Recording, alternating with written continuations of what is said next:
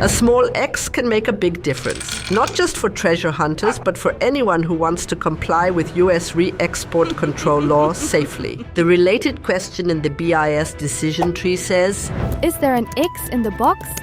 But where do I find this box? And what regulatory treasures are hiding behind the X?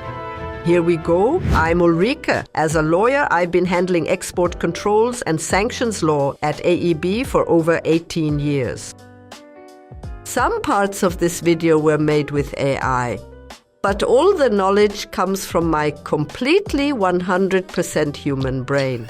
For which goods do I even need to look for an X?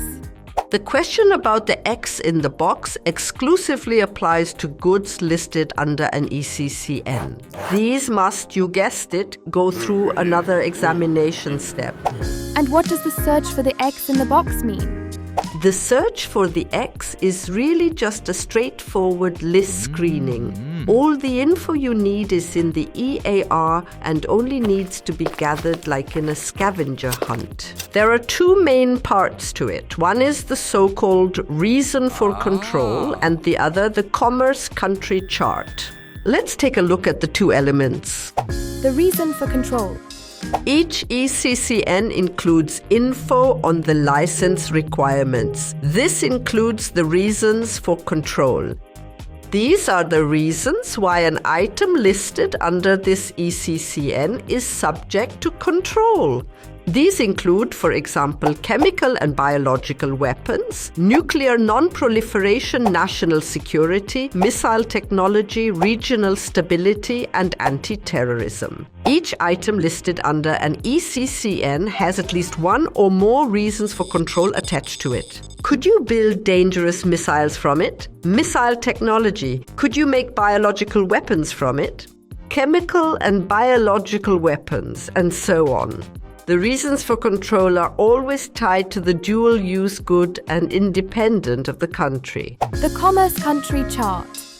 The commerce country chart is essentially a table that shows for which country which reason for control triggers a license requirement. The risk is assessed differently depending on the country of consignee. Goods may be controlled for one destination country, but for another country they may not be. So how do I proceed in practice? For my US pump, I refer to ECCN 2B350I for the reason for control. Two reasons for control are listed there.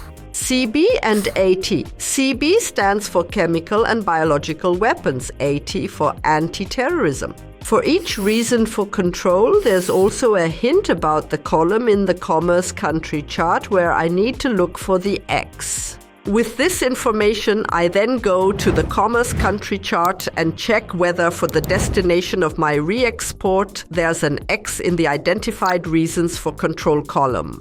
I want to export the pump to Turkey. What should I do next?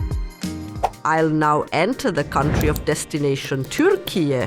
I can quickly see that for Turkey there's neither an X for reason for control CB in column 2, nor for reason for control AT in column 1.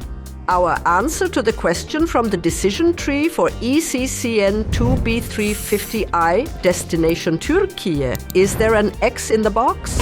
No, there is not. That means the re-export of our listed dual-use pump to Turkey isn't subject to a license, and therefore it is not controlled under the EAR. I can re-export the pump without BIS approval. What do I need to do if I want to export the same pump to Taiwan? The reasons for control are tied directly to the ECCN. Only the country of destination changes. If we enter Taiwan into the commerce country chart now, you'll immediately see the difference compared to Turkey. In column CB2, there is an X marked for Taiwan. Does this mean my goods are controlled for Taiwan? Yes, our pump is controlled for the destination Taiwan, and therefore a license is required.